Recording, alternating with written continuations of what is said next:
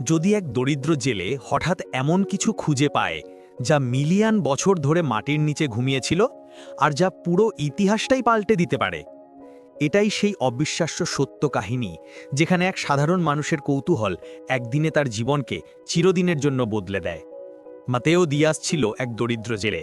সাগরই ছিল তার জীবন, তার ভরসা।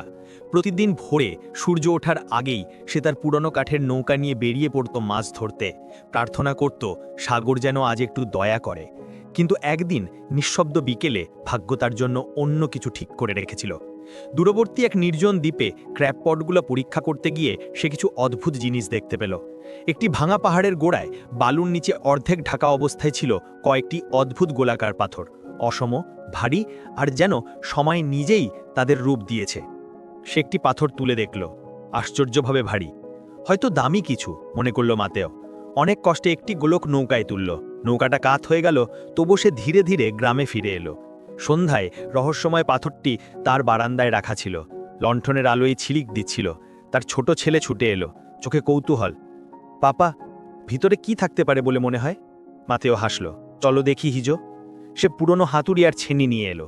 প্রথম আঘাতেই ঠং শব্দ হলো, কিন্তু ছেনিটা ফিরে লাফিয়ে গেল। পাথরটা এত শক্ত যে মনে হলো যেন কোনো প্রাচীন গোপন রহস্য পাহারা দিচ্ছে। পরের দিন সকালে মাতেও পাথরটি ট্রাকে তুলে নিল এবং পাশের এক কর্মশালায় নিয়ে গেল। সেখানে বিশাল পাথর কাটার করাতের ব্লেড ঘুরতে শুরু করলো। ধাতব চিৎকারের মতো শব্দে পাথরটা কাঁপতে লাগলো।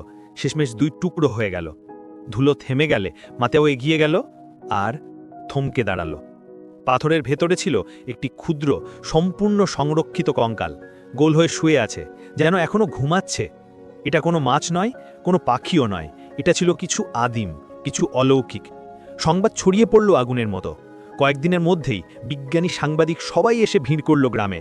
জাতীয় জাদুঘরের জীবাশ্মবিদরা পরীক্ষার পর জানালেন এই অদ্ভুত গোলকগুলো আসলে জীবাশ্মে পরিণত ডাইনোসরের ডিম, যা খনিজ স্তরে ঢেকে 7 কোটি বছরেরও বেশি সময় পুরনো।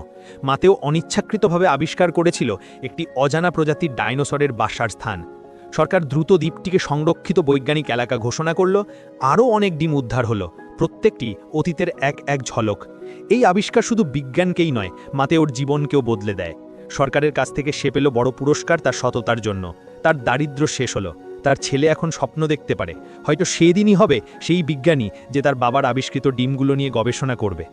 আর প্রতিদিন সন্ধ্যায় যখন সূর্য সাগরের ঢেবে ডুবে যায়, মাতেও চুপচাপ তাকিয়ে থাকে সেই দূর দ্বীপটার দিকে। যে দ্বীপ এক সময় ছিল শুধু মাছ ধরার জায়গা, এখন সেটাই হয়ে উঠেছে সময়, ভাগ্য আর পৃথিবীর গোপন রহস্যের প্রতীক।